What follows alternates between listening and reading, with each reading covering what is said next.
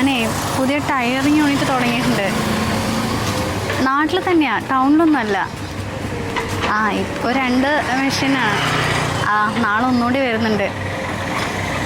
എല്ലാം അമ്മാവും സഹായിച്ചോടോ. എന്തായാലും നീ ഫ്രീ ആവുമ്പോൾ ഒന്ന് ഇറങ്ങ. ആടാ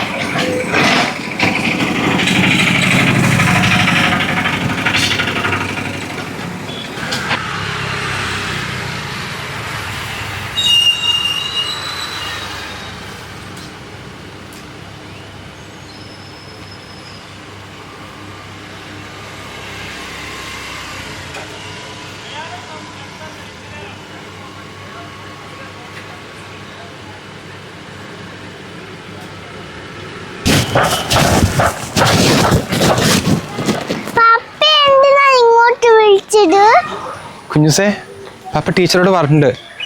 പപ്പ മോനെ കൂട്ടാൻ വന്നതാ. നമുക്ക് പോവാ. കുഞ്ഞുസ് അങ്ങനെ പറയലടാ. കുഞ്ഞുസിന് വേണ്ടി പപ്പ എത്ര ടോയ്സ് വാങ്ങിച്ചു വെച്ചിട്ടുണ്ടെന്ന് അറിയോ? നാളെയും മറ്റന്നാളൊക്കെ ലീവല്ലേ, ഒരു ദിവസം പപ്പനോട് ഇരിക്കും. പപ്പ അമ്മനെ വിളിച്ച് പറയാ. വാ.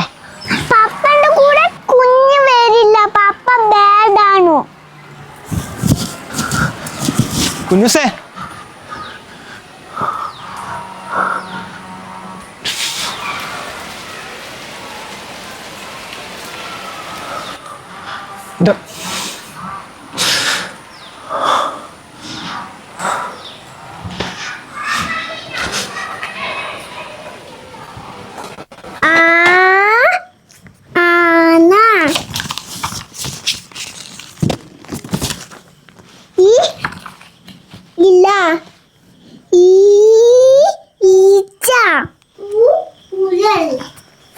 കുഞ്ഞുസേ മതി മോനെ, ബാക്കി നാളെ പഠിക്കാം കേട്ടോ.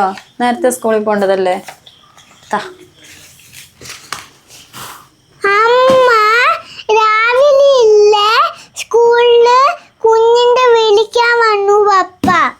രാവിലെ വിളിക്കാൻ വന്നോ? എന്നിട്ട് മോനെന്താ എത്ര നേരം അമ്മനോട് പറയാതിരുന്നു? പപ്പ വന്നിട്ട് മോൻ്റെ അടുത്ത് എന്താ പറഞ്ഞേ? പപ്പന്റെ കൂടെ വന്നാലല്ലേ കൊറേ ടോയ്സ് വാങ്ങിച്ചു തരും പറഞ്ഞു. പിന്നെന്താ മോൻ പോവാതിരുന്നേ? കുഞ്ഞു പോയാൽ അമ്മയ്ക്ക് സങ്കടമാകില്ലേ, അതാണ് കുഞ്ഞ് പപ്പന്റെ കൂടെ പോവാട്ട്. പപ്പ ഉണ്ടാകുമ്പോ മോൻ എങ്ങനെയാണോ നോക്കിയത് അതിനേക്കാളും നന്നായിട്ട് ഈ അമ്മ വളർത്തും കേട്ടോ. അതെന്റെ വാശിയാ കുഞ്ഞു.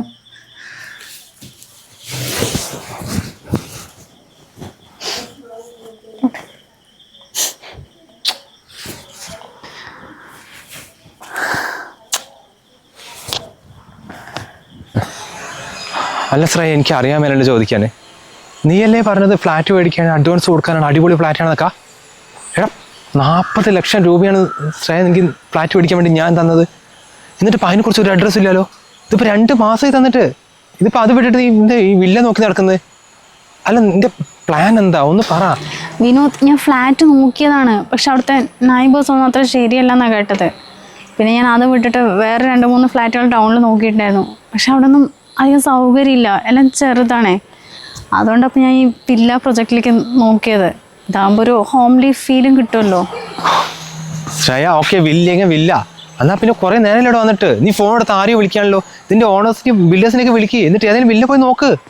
ഇതിപ്പോൾ ഞാൻ നിർബന്ധിച്ചിട്ടില്ല നീ ഇങ്ങോട്ട് തന്നെ വന്നത്. എടാ, എന്തെങ്കിലും ഒന്ന് തീരുമാനിക്ക്. താനെന്തപ്പം ഇങ്ങനെയൊക്കെ സംസാരിക്കണേ? 40 ലക്ഷം എനിക്ക് തന്നു എന്ന് പറഞ്ഞിട്ടാ? എടോ, അതുകൊണ്ട് ഞാൻ മുങ്ങിയിട്ടൊന്നുമില്ലല്ലോ. ഞാൻ പറഞ്ഞതല്ലേ അത് നമുക്ക് വേണ്ടിയിട്ട് ഫ്ലാറ്റ് എടുക്കാൻ വെച്ചതാന്ന്. ഇനിയിപ്പോൾ അത് വിട്ടിട്ട് ഞാൻ വില്ല നോക്കണു, അത്രേ ഉള്ളൂ. പിന്നെ ബിൽഡേഴ്സിനെ ഇന്നലെ രാത്രി ഞാൻ വിളിച്ചിട്ടുണ്ടായിരുന്നു. ആ ഒരു സ്ഥലത്തില്ല എന്നാണ് പറഞ്ഞത്. വന്നയുടൻ എന്തായാലും രജിസ്ട്രേഷൻ നടത്താം നമുക്ക്. ഇന്നലെ വിളിച്ചിരുന്നോ? ആരെ വിളിക്കേ? എടോ, ഇവിടെ നീ ആദ്യം വന്നിട്ടുണ്ടോ? ഇത് ഞാനല്ലേ കാണിച്ചത്? എൻ്റെ ശ്രേയ, നീ എന്താ പറയുന്നത്? ഈ ഒരു കാര്യം ചെയ്, വില്ല വാങ്ങുമ്പോൾ പൈസ എന്നാ പോരെ. തൽക്കാലം നീ 40 ലക്ഷം രൂപ എൻ്റെ അക്കൗണ്ടിലേക്ക് തിരിച്ചേ. എടാ, എൻ്റെ കയ്യിൽ വേറെ പൈസയൊന്നുമില്ല. അത് വാങ്ങുമ്പോൾ പറഞ്ഞാൽ ആ സമയത്ത് ഞാൻ തരാം. വിനോദ് പറഞ്ഞിട്ടൊന്നുമല്ല, എനിക്ക് ഈ സ്ഥലം ഓൾറെഡി അറിയായിരുന്നു. ഞാൻ പരസ്യത്തിൽ കണ്ടിട്ട് അങ്ങനെ വന്നതാ. താൻ എന്താ പറഞ്ഞത്? 40 ലക്ഷം തൻ്റെ അക്കൗണ്ടിലേക്ക് വേണമെന്നല്ലേ? അപ്പോൾ എന്നെ വിശ്വാസമില്ലാത്തതുകൊണ്ടല്ലേ? എന്തായാലും 2 ദിവസത്തിൽ ഞാനത് തിരിച്ചു തരുന്നുണ്ട്. ശ്രേയ വിശ്വാസം ഇല്ലായിട്ടൊന്നുമല്ല. പക്ഷെ നീ അടുത്തായിട്ട് പറയുന്ന പ്രവർത്തിക്കുന്ന തമ്മിൽ യാതൊരു ബന്ധവുമില്ല. ഈ പൈസ കിട്ടുന്നതിന് മുമ്പ് നീ ഇങ്ങനെയല്ലായിരുന്നു. പൈസ എടുത്തതിന് ശേഷം എൻ്റെ കോളും എടുക്കുന്നില്ല, എന്നെ കാണാനും വരുന്നില്ല, ഏത് സമയം ഫോൺ എടുത്തിട്ട്. എടോ നിനക്ക് വേണ്ടി ഞാൻ എൻ്റെ ഭാര്യനെയും കുഞ്ഞിനെ ഉപയോഗിച്ചല്ലേ. എൻ്റെ കുഞ്ഞിനെ സ്കൂളിൽ കാണാൻ പറ്റുന്നത് അവൻ്റെ പപ്പ ബാഡാന്നാ പറഞ്ഞത്. എൻ്റെ മുന്നിൽ ഞാൻ എന്താ പറയുക, എനിക്ക് എല്ലാം കൂടി ഭ്രാന്താവുന്നുണ്ട് ശ്രേയ. ഞാൻ മര്യാദക്കിട്ട് ഉറങ്ങിയിട്ട് എത്ര ദിവസമായെന്നറിയോ. എടോ എടുത്ത് ചാടി ഭാര്യനെയും കുഞ്ഞിനെ ഒഴിവാക്കണമെന്ന് ഞാൻ പറഞ്ഞില്ലല്ലോ. അതെല്ലാം വിനോദ് ചെയ്ത ഫോൾട്ട് തന്നെയല്ലേ. ദാ ബിൽഡേഴ്സ് വിളിക്കുന്നുണ്ട്. അപ്പോൾ സമാധാനമല്ലേ, ഞാൻ ഒന്ന് അറ്റൻഡ് ചെയ്തിട്ട് വരാം.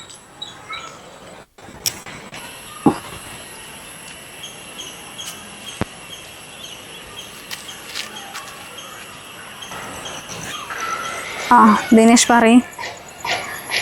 ഒന്നുമില്ല, ആ വിനോദ് കുറച്ച് സീനാണ്. അവൻ തന്ന 40 ലക്ഷം നമ്മൾ തിരിച്ചു ചോദിച്ചിട്ടുണ്ട്.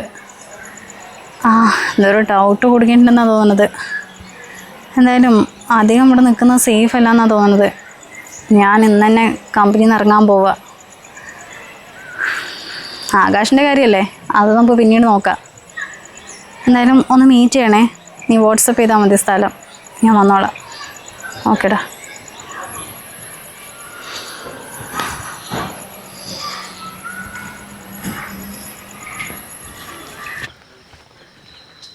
ചേച്ചി അറിയോ? അതെന്താ അച്ഛൻ നീ അങ്ങനെ പറഞ്ഞത്? കല്യാണത്തിന് ഒരു തവണയെ കണ്ടിട്ടില്ലെങ്കിലും എനിക്കിതിനെ മറന്നിട്ടൊന്നുമില്ല. ഞാനങ്ങനെ നാട്ടിൽ വരാറില്ല ചേച്ചി. വന്നാൽ തന്നെ 1-2 ദിവസം നിൽക്കും, അതുകൊണ്ടാണ് കാണാത്തത്. പിന്നെ അച്ചു, എനിക്ക് 2 ദിവസം കഴിഞ്ഞാൽ ശമ്പളം കിട്ടും. അത് കഴിഞ്ഞിട്ട് വാടകൻ്റെ പൈസ വീട്ടിൽ കൊണ്ട് തരാട്ടോ. ഞാൻ നാട്ടിൽ വന്നപ്പോൾ അമ്മ ആദ്യം ഈ കാര്യമാണ് പറഞ്ഞത്. പിന്നെ ചേച്ചിൻ്റെ അവസ്ഥ കേട്ടപ്പോൾ ഞാൻ അമ്മയ്ക്ക് കുറേ ചീത്ത പറഞ്ഞു. ചേച്ചി പൈസയൊന്നും തരണ്ട, എത്ര വേണമെങ്കിലും ഇവിടെ ഇരുന്നു കേട്ടോ. അയ്യോ അങ്ങനൊന്നും വേണ്ട മോനെ. ഞാൻ ഇപ്പോൾ ഇവിടെ ഒരു ടൈലർ യൂണിറ്റ് ഇട്ടിട്ടുണ്ട്. അപ്പോൾ അത്യാവശ്യം ഇപ്പം വർക്കൊക്കെ വരുന്നുണ്ടേ. ഈ മാസം കൂടി ഈ പണിക്ക് പോയിട്ട് സാലറി കിട്ടിയിട്ട് അവിടെ നിർത്താനാ. പിന്നെ ഫുൾ ടൈം ഇതിലേക്ക് ഇറങ്ങാമല്ലോ. എന്തായാലും ഞാൻ പൈസ കൊണ്ടുതരാം. അച്ഛൻ പറഞ്ഞിട്ടുണ്ടായിരുന്നു. പിന്നെ വരുന്ന വഴിക്ക് ഞാൻ ഷോപ്പും കണ്ടിട്ടുണ്ടായിരുന്നു. ചേച്ചി ഇതിൻ്റെ കൂടെ വല്ല ഓൺലൈനായിട്ട് വല്ല ഡ്രസ്സിൻ്റെ പരിപാടി നോക്കിക്കൂടെ? അതാകുമ്പോൾ അത്യാവശ്യം ഓർഡറൊക്കെ വരുമല്ലോ. തുടങ്ങണം എന്നൊക്കെ ഉണ്ട്. കോയമ്പത്തൂർ പോയിട്ട് തുണികളൊക്കെ എടുത്തുതരാമെന്ന് ഒരാൾ പറഞ്ഞിട്ടുണ്ടായിരുന്നേ. പക്ഷേ ഈ ഓൺലൈനായിട്ട് എന്താ ചെയ്യുക, കൊറിയറിൻ്റെ ആ കാര്യങ്ങളൊന്നും എനിക്ക് അറിയില്ല മോനെ. അതാ പിന്നെ മടിച്ച് നിൽക്കണത്. കൊറിയറിൻ്റെ കാര്യം ആലോചിച്ച് ചേച്ചി ടെൻഷൻ അടിക്കണ്ട. നമ്മുടെ ഒരു കൂട്ടുകാരനുണ്ട്, അവൻ ഈ കാര്യങ്ങളൊക്കെ നോക്കിക്കോളും, ഞാൻ പറയാം. പിന്നെ എനിക്കാണെങ്കിൽ സാൻഡ് ബ്ലോഗ്സ് കൊണ്ട് ഒരു ഇൻസ്റ്റാഗ്രാം പേജ് ഉണ്ട്, അത്യാവശ്യം നല്ല റീച്ചൊക്കെ ഉണ്ട്. അപ്പം ഞാൻ വേണമെങ്കിൽ 2-3 പ്രൊമോഷൻ ഞാൻ അതിലിടാം. അപ്പം ചേച്ചിക്ക് അത്യാവശ്യം ഓർഡറൊക്കെ വരും. അയ്യോ അതൊന്നും വേണ്ട, നിങ്ങൾക്കൊരു ബുദ്ധിമുട്ടാവും അതൊക്കെ. ഒരു ബുദ്ധിമുട്ടും ഇല്ല ചേച്ചി, നിങ്ങളെ പോലെയുള്ളത് തന്നെയല്ലേ നമ്മൾ സപ്പോർട്ട് ചെയ്യേണ്ടത്. ചേച്ചി എന്തായാലും തുണി എടുക്കുന്ന കാര്യം നോക്കിക്കോ, പ്രൊമോഷൻ്റെ കാര്യം ഞാൻ ഏറ്റു. പിന്നെ നല്ല മഴ വരുന്നുണ്ട് തോന്നുന്നു, ഞാൻ മെല്ലെ ഇറങ്ങാണ്. ശരി ചേച്ചി.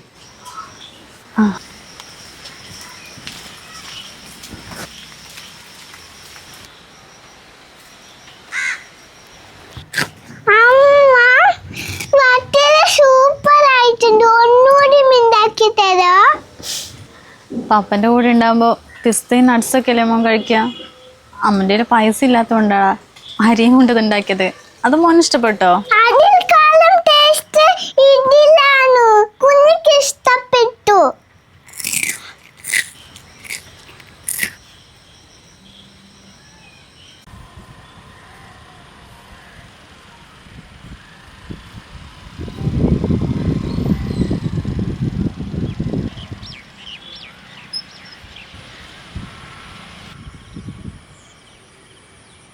നടന്നോ.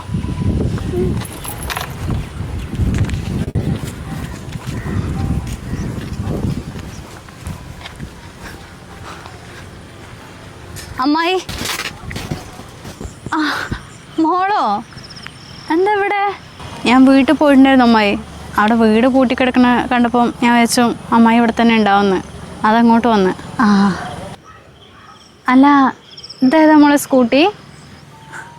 അതിപ്പോൾ ഞാൻ ഒരു സെക്കൻഡ്സ് എടുത്താൽ അമ്മായി. അങ്ങോട്ടും ഇങ്ങോട്ടും കുറേ ഓടാണ്ടേ, വണ്ടിയില്ലാണ്ട് ഒന്നിനും പറ്റുന്നില്ല. അമ്മാവും പറഞ്ഞിട്ടുണ്ടായിരുന്നില്ലേ വീട്ടിലൊരു സ്കൂട്ടി വെറുതെ കിടക്കണമെന്ന്. എന്നാൽ പിന്നെ മോൾക്ക് അത് എടുത്താൽ പോരായിരുന്നോ? അത് സാരില്ല അമ്മായി. ഇപ്പം തന്നെ അമ്മാവൻ ഒരുപാട് സഹായങ്ങൾ ചെയ്തിട്ടുണ്ട്. അതിനൊക്കെ ഞാൻ എന്താ തിരിച്ചു തരേണ്ടതെന്ന് അറിയുന്നില്ല. എപ്പോഴാണെങ്കിലും ഒരു വണ്ടി വേണ്ടേ? ഇപ്പം തൽക്കാലത്തിന് ഒന്ന് എടുത്തോന്നേ ഉള്ളൂ. പിന്നെ മോളെ, ഷോപ്പിൽ കച്ചവടമൊക്കെ ഉണ്ടല്ലോ അല്ലേ? ആ അമ്മായി തിരക്കേടില്ലാണ്ട് പോണു. ആദ്യമൊന്നും കച്ചവടം ഉണ്ടായിരുന്നില്ല. പിന്നെ നമ്മുടെ അച്ചു വന്ന് പരസ്യം ചെയ്തപ്പോഴേ ആ വീഡിയോസൊക്കെ നല്ല റീച്ചായിട്ട് അത്യാവശ്യം തിരക്കും കാര്യങ്ങളൊക്കെ ഉണ്ട്. പിന്നെ ഇപ്പോൾ 1 മാസമായിട്ട് ഞാൻ തുണിൻ്റെ പരിപാടിയും തുടങ്ങിയിട്ടുണ്ടേ. അപ്പം ഇപ്പോൾ ഈ 3 സ്റ്റാഫിനെയും കൊണ്ട് ആ ചെറിയ റൂമിൽ പറ്റുന്നില്ല. ഇനിയിപ്പോൾ ടൗണിൽ എവിടെയെങ്കിലും വലിയൊരു ഷോപ്പ് നോക്കണം. അങ്ങനെയാണെങ്കിൽ ഇതെല്ലാം കൂടി അങ്ങോട്ട് ഷിഫ്റ്റ് ചെയ്യാമല്ലോ. അമ്മാവൻ അന്നേ പറഞ്ഞിട്ടുണ്ടായിരുന്നു നിങ്ങളുടെയൊക്കെ മുന്നിൽ മോള് ജയിച്ച് കാണിച്ചു തരുന്നുള്ളത്. അതത്രയും പെട്ടെന്നാവുമെന്ന് അമ്മായി വിചാരിച്ചേ ഇല്ല. നീ ഇങ്ങനെ കുഞ്ഞിനെ കൊണ്ട് കഷ്ടപ്പെടുന്ന കാണുമ്പോൾ അമ്മായിക്ക് വിഷമമൊക്കെ ഉണ്ടായിരുന്നു. പക്ഷെ എൻ്റെ ഒരു പൊട്ട ബുദ്ധിക്ക് ഞാൻ എന്തൊക്കെയോ പറയും പ്രവർത്തിക്കുകയൊക്കെ ചെയ്തു. അതൊന്നും മനസ്സിൽ വെക്കല്ലേ മോളെ. എന്തായാലും നീ ഒറ്റയ്ക്ക് ഇത്രയും സാധിച്ചല്ലോ. ഞാൻ ഒറ്റയ്ക്കൊന്നും അല്ലല്ലോ അമ്മായി, നിങ്ങളുടെയൊക്കെ ഇതുകൊണ്ടല്ലേ ഞാൻ ഇത്ര എത്തി നിൽക്കുന്നത്. ചിലപ്പോൾ ആ ഒരു സമയത്ത് അമ്മാവൻ സഹായിച്ചില്ലായിരുന്നെങ്കിൽ ഞാൻ ഈ ഭൂമിയിൽ തന്നെ ഉണ്ടാവില്ലായിരുന്നു. ഈ നമ്മൾ പ്രാർത്ഥിക്കുന്ന ദൈവങ്ങളൊക്കെ മനുഷ്യൻ്റെ രൂപത്തിൽ വരുന്ന കേട്ടിട്ടേ ഉള്ളൂ. അമ്മാവൻ ശരിക്കും ദൈവം തന്നെയാണ്. ഞാൻ അങ്ങനെയാണ് അമ്മാവനെ കാണുന്നത്. അമ്മാവൻ്റെ സഹായവും അച്ഛൻ്റെ ഇങ്ങനെയൊക്കെ ആയതുകൊണ്ടല്ലേ ഞാനിപ്പോൾ ഇത്രയും എത്തി നിൽക്കുന്നത്. ഇത്രയും കാലം ഞാൻ വാടകയൊന്നും തരാണ്ടല്ലേ ആ വീട്ടിലിരുന്നത്. ഇപ്പോൾ ബിസിനസ്സിൽ നിന്ന് ചെറിയൊരു പൈസ കിട്ടിയിട്ടുണ്ട്. ഇത് അമ്മായി, ഈ പൈസ വേണ്ട മോളെ. ഇത് അമ്മായി വാങ്ങിച്ചിട്ടുണ്ടെങ്കിലേ ദൈവം പോലെ എന്നോട് പൊറുക്കില്ല. ആ ഒരു സമയത്ത് നിന്നെയും കുഞ്ഞിനെ അവിടെ നിന്ന് ഇറക്കി വിടുന്നുള്ള ആ ഒരു ചിന്താഗതി മാത്രമായിരുന്നു. അതുകൊണ്ടാണ് ഞാൻ അങ്ങനെയൊക്കെ പറഞ്ഞത്. പക്ഷെ അമ്മാവനും അച്ഛനൊക്കെ വന്ന് എന്നോട് ഓരോന്ന് പറഞ്ഞപ്പോഴേ പിന്നെ ആ കുറ്റബോധമായി. നിന്നെ എങ്ങനെയാ നിൻ്റെ മുഖത്ത് നോക്കാന്നൊക്കെ പറഞ്ഞിട്ടാണ് പിന്നെ അമ്മായി ആ വഴിക്കേ വരാതിരുന്നത്. ഈ ഒരു സ്ഥാനത്ത് അമ്മായി ആയിരുന്നെങ്കിലേ ഞാൻ എപ്പോഴും ജീവിതം അവസാനിപ്പിച്ചിട്ടുണ്ടാവും മോളെ. ചില ജീവിത സാഹചര്യങ്ങളാണ് നമ്മളെ മുന്നോട്ട് ജീവിക്കാൻ പഠിപ്പിക്കുന്നത്. ഇതുപോലത്തെ സിറ്റുവേഷൻ ആരുടെ ജീവിതത്തിൽ എപ്പോൾ വേണമെങ്കിലും സംഭവിക്കുക. പക്ഷെ അതിനെയൊക്കെ ഫേസ് ചെയ്തിട്ട് ധൈര്യമായിട്ട് മുന്നോട്ട് പോകാനേ നമ്മൾ പെണ്ണുങ്ങൾക്ക് എന്തായാലും സാധിക്കും. അത് നീ കാണിച്ചു തന്നു. എന്തായാലും ആ പൈസ അമ്മയ്ക്ക് വേണ്ട മോളെ. നീ ഇപ്പോൾ പുതിയ ഷോപ്പൊക്കെ തുടങ്ങാൻ പോവല്ലേ, നിനക്ക് ഉപകാരപ്പെടും. അത് സാരില്ല അമ്മായി, എൻ്റെ അടുത്ത് പൈസ ഉണ്ട്, അമ്മായി ഇത് വെച്ചോ. വേണ്ട മോളെ, നീ പോവാൻ നോക്ക്. അപ്പൂസേ, മോന് വേണ്ടിയിട്ട് കേട്ടോ അമ്മ ഇത്രയും കഷ്ടപ്പെടുന്നത്. അമ്മനെ വലുതായി നന്നായി നോക്കണം കേട്ടോ.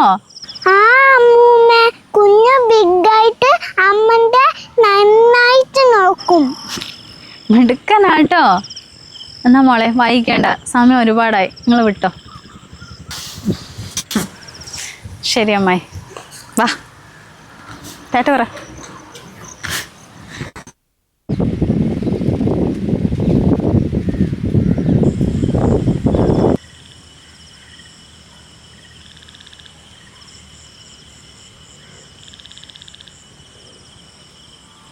ആ സേട്ടു ഇനി ലോഡ് അയച്ചില്ലേ?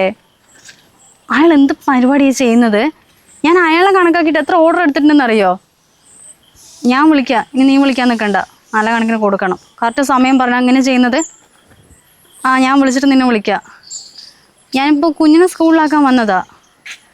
അവൻ ഉച്ചവരെ ഉള്ളേ, അതും കഴിഞ്ഞിട്ടേ ഞാൻ അവിടെ എത്തുള്ളൂ. പിന്നെ അതിൻ്റെ അടുത്തൊരു വീട് നോക്കിയിട്ടുണ്ടായിരുന്നേ. അപ്പോൾ അതിൻ്റെ റേറ്റും കാര്യങ്ങളൊക്കെ ഒന്ന് നോക്കാൻ വേണ്ടിയിട്ട് ഓണർ വരാമെന്ന് പറഞ്ഞിട്ടുണ്ടായിരുന്നു. അതിനെ കണ്ടിട്ട് ഞാൻ എത്തുള്ളൂ. ആ ശരി.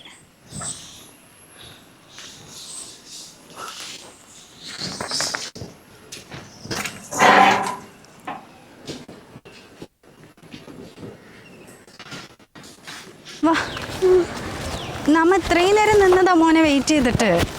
ഇന്ന് എന്താ ക്ലാസ്സിലെടുത്ത ടീച്ചറെ? പാട്ട് പഠിപ്പിച്ചെന്നോ?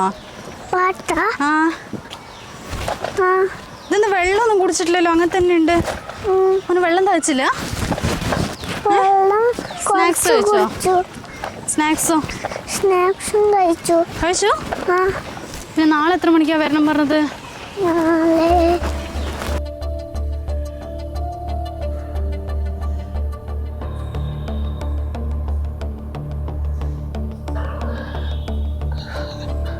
അയ്യോ, എൻ്റെ 40-40 ലക്ഷം അല്ലടി നീ അടിച്ചുകൊണ്ട് പോയത്. എൻ്റെ ഭാര്യയും പോയി, എൻ്റെ കുഞ്ഞും പോയി, എൻ്റെ ഓഫീസിൽ കയറി കളിച്ചിട്ട് എൻ്റെ ജോലിയും പോയില്ലടി. അയ്യോ ദൈവമേ.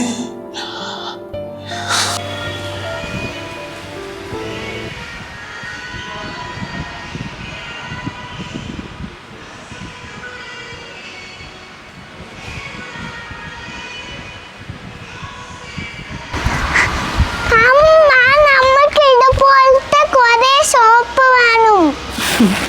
കുറേ ഒന്നും ഇല്ലെങ്കിലും ഒന്നുകൂടി അമ്മ ഓപ്പൺ ചെയ്യുന്നുണ്ട് കേട്ടോ. പോരേ? ചേച്ചി നാളെ തന്നെ നമ്മുടെ ലോഡ് വരില്ലേ? ഒരുപാട് ഓർഡർ വന്നിട്ടുണ്ട്. ആ ഷൈനോ അത് നാളെ തന്നെ വരും. പിന്നെ പുതിയ ഷോപ്പിന്റെ ഇതൊക്കെ നോക്കാൻ പോകണ്ടേ. നീ മോനെ ഒന്ന് വീട്ടിൽ കൊണ്ടാക്കണേ, അവിടെ അമ്മായി ഉണ്ടാകും. ആ ചേച്ചി ജുവനെ വാടാ, നീ ഇവിടെ ഇരുന്നു. ഒന്നും ബാക്കി പരിപാടി ഷർട്ട് ആണോ നിനക്ക്?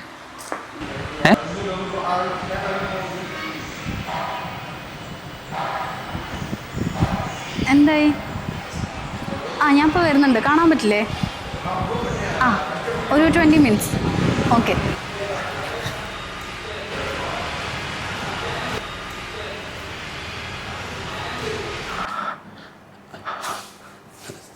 സന്ധ്യ, ഞാൻ കുറേ നേരെ സന്ധ്യ നോക്കി ഇവിടെ നിൽക്കുന്നു.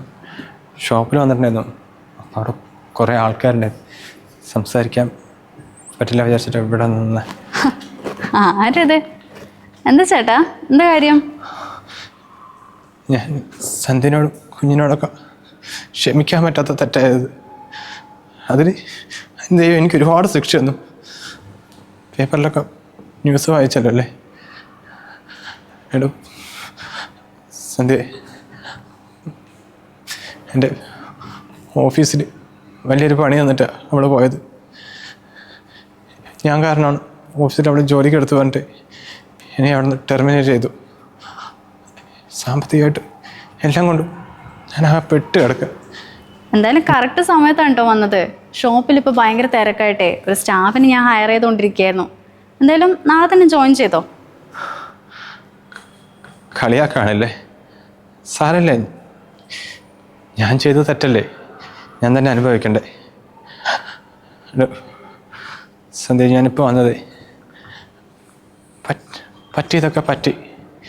നീയും കുഞ്ഞില്ലാണ്ട് എനിക്ക് പറ്റുന്നില്ല സന്ധ്യ. എന്നോട് ക്ഷമിച്ചുകൂടെ? ഇപ്പം ഞാൻ നിന്നോട് ക്ഷമിച്ചാ നീ ഈ തെറ്റ് വീണ്ടും ആവർത്തിക്കും. ഇതൊന്നും അങ്ങനെ പെട്ടെന്ന് മാറുന്ന സ്വഭാവമല്ലടാ. ഞാൻ കുറേ അനുഭവിച്ചതല്ലേ. ഇതും അറിഞ്ഞ് ഞാൻ വീണ്ടും നിന്നോട് ക്ഷമിച്ചിട്ടുണ്ടല്ലോ, അത് എന്നോട് തന്നെ ഞാൻ ചെയ്യുന്ന തെറ്റായിരിക്കും. ഇല്ല സന്ധ്യ, നീ പണ്ടത്തെ പോലെ എന്തായാലും ആ തെറ്റ് ആവർത്തിക്കില്ല. ഞാൻ പഠിച്ചു പോയടോ, ഞാൻ അത്രയും അനുഭവിച്ചു. നന്നായടാ, നീയൊക്കെ അനുഭവിക്കണം. അന്ന് നീ എന്താ പറഞ്ഞത്? ഭർത്താവില്ലാണ്ട് നിന്നെപ്പോലൊരു പെണ്ണിന് ഒറ്റയ്ക്ക് ഒരിക്കലും ഈ സമൂഹത്തിൽ ജീവിക്കാൻ പറ്റില്ല എന്നല്ലേ? ഇപ്പം കണ്ടില്ലടാ, വെറും പെണ്ണാ എനിക്ക് എന്തൊക്കെ ചെയ്യാൻ പറ്റും എന്നുള്ളത്. സന്ധ്യ, സോറിടാ, എന്നാത്തിന് സോറി. അവള് എന്നെ അത്രയും പ്രലോഭിച്ചത് കൊണ്ടാണ്, അതുകൊണ്ട് മാത്രമാണ്. ഇതുപോലെ ആരെങ്കിലും വന്ന് പ്രലോഭിപ്പിക്കുമ്പോഴേക്കും ഞാൻ അവൻ്റെ കൂടെ പോയതാണെങ്കിലോ? നിന്റെ കണ്ണീരും കരച്ചിലൊന്നും കാണാൻ എനിക്ക് സമയമില്ലടാ. പെട്രോൾ അടിക്കാൻ 500-1000 ആണെങ്കിൽ ഷോപ്പിൽ പോയി ചോദിച്ചോ, എൻ്റെ പേര് പറഞ്ഞാൽ മതി. സന്ധ്യ പോവല്ലേ? ഒന്ന് പോടാ. ഇനി ഇതും പറഞ്ഞ് എൻ്റെ പുറകെ എങ്ങാനും വന്നിട്ടുണ്ടെങ്കിലുണ്ടല്ലോ, 2 ദിവസം കഴിഞ്ഞാൽ എൻ്റെ വക്കീൽ ഒരു ഡിവോഴ്സ് നോട്ടീസ് അയക്കും. അതിലൊന്ന് ഒപ്പിട്ട് തന്നാൽ മാത്രം മതി.